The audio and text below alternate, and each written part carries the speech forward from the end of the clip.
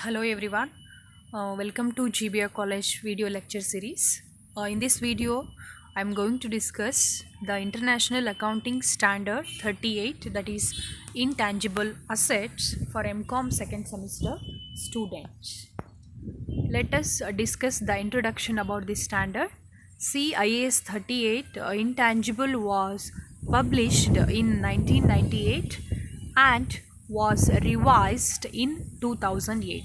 Okay, so this standard IAS 38 Intangible was published in the year of 1998, but it was revised in the year of 2008. So it is applied to the accounting for intangible assets. This standard is applied to the accounting for intangible assets, acquired assets for annual periods, and it sets out the criteria for recognizing and measuring intangible assets and requires the disclosures about them. Okay, so it sets out the criteria for recognizing and measuring intangible assets, and also requires the disclosures about them. Okay, what is the definition of this intangible asset? See, intangible asset is identifiable non-monetary assets.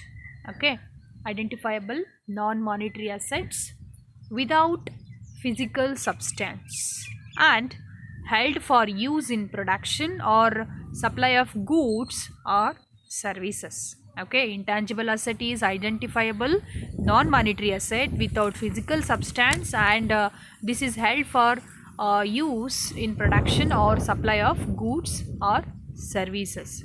Okay, see the examples of intangible assets: licenses, okay, intellectual property rights, brand names, publishing titles, computer software, patents, copyrights, motion picture licenses, customers list, franchises, mortgage services rights, import quotas, customer supplier relationships, customer loyalty, market share, and marketing right. Okay, so these are the examples of intangible asset. Let us discuss the objective of this standard. See, first one, that is to establish the criteria for when an intangible asset may or should be recognized. Should be recognized. And second one, to specify how intangible asset should be measured. How intangible asset should be measured. To specify the disclosure requirements for intangible assets. Okay, see, the IAS 38 requires an undertaking to record an intangible asset only if certain criteria are met. Okay, so IAS 38 also specifies how to measure the carrying amount of intangible assets and requires certain disclosures about intangible assets. Okay, let us discuss the scope of this standard. See, IAS 38 applies to all intangible assets. IAS 38 applies to all intangible assets other than financial assets. Okay, mineral rights, exploration and development cost incurred by mining, oil and gas companies, and intangible assets arising from insurance contracts issued by the insurance companies. Okay, so intangible assets covered by another IAS, such as intangibles held for sale in the ordinary course of business. Okay, so it is covered by another IAS. Those are such as intangibles held for sale in the ordinary course of business, that is IAS 2. Deferred tax assets, that is IAS 12. Lease assets, IAS 17. Assets arising from employee benefits plans, so this is IAS 19. Okay, and the last one is goodwill acquired in a business combination, that is IFRS 3. Okay, So these are the common types of intangibles. Patent, copyrights, I'm already told. Yes, patent, copyrights, franchises, startup cost, trademarks, goodwill. Okay. So, useful life of an intangible asset can be applied in two ways. Okay, so the useful life of asset, intangible asset, can be applied in two ways. The first one is intangible asset with a finite useful life is amortized. Is amortized on a systematic basis over the best estimate of its useful life. Okay, the first one is intangible asset with a finite useful life is amortized on a systematic basis over the best estimate of its useful life. And the second one is the intangible asset with an infinite should be tested for impairment annually but not amortized. This is not amortized, it should be tested for impairment annually. Okay, let us discuss the measurement of this standard. So two types of measurement, that is initial measurement and subsequent measurement. In that initial measurement, so on initial recognition, an intangible asset is measured at cost. In case of internal project, research expenditure and development expenditure should be separated. Okay, in case of internal project, the research expenditure and development expenditure should be separated, and the project research expenditure will be treated as expense. Project research expenditure will be treated as expense, but the project development expenditure will be treated at cost. Okay, in that subsequent measurement, so in subsequent measurement there are two models we can use, that is cost model and a revaluation model.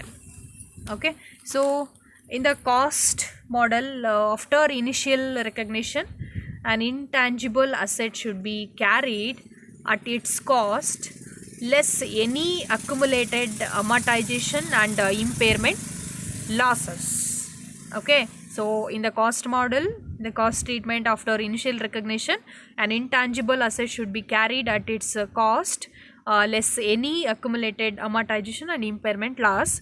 But in case of revaluation model, see, after initial recognition, an asset should be carried at its fair value at the date of revaluation, less any subsequent accumulated amortization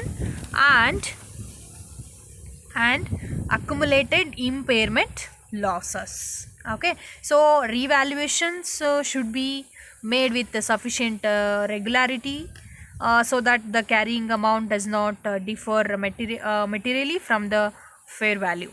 Okay, so the revaluation treatment does not allow to revaluation of intangible assets that have not previously been recorded as assets, or initial recognition of intangible asset at amounts other than cost. Okay, see, what is the disclosures and what are the disclosures of this standard.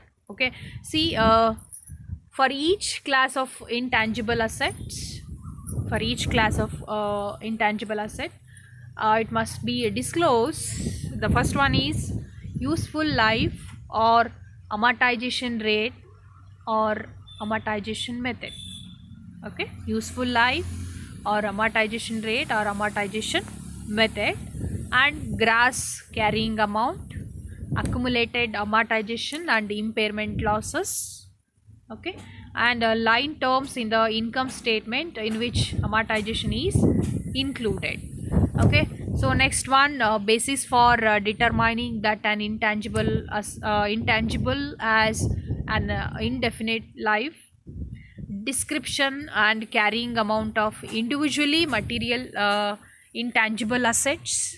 Okay, and certain special disclosures about intangible assets acquired by way of government grants, and information about intangible assets whose title is restricted. Okay, and contractual commitments to acquire, contractual commitments to acquire intangible assets, it must be disclosed. Okay, and what are the additional disclosures are required about this intangible assets carried at revalued amounts? The amount of research and development expenditure recognized as an expense in the current period. Okay, so I am already told that. See, the in case of internal project, research expenditure and development expenditure should be separated, and the project research expenditure will be treated as a expense, but the project development expenditure will be treated at cost. Okay, it must be a disclosure, it must be a disclose. Okay, this is all about the standard, that is IAS 38 intangible assets. Okay, scope of this standard, objective of this standard, measurement of this standard, and disclosures of this standard. So thank you for watching. I hope you understand. Once again, thank you.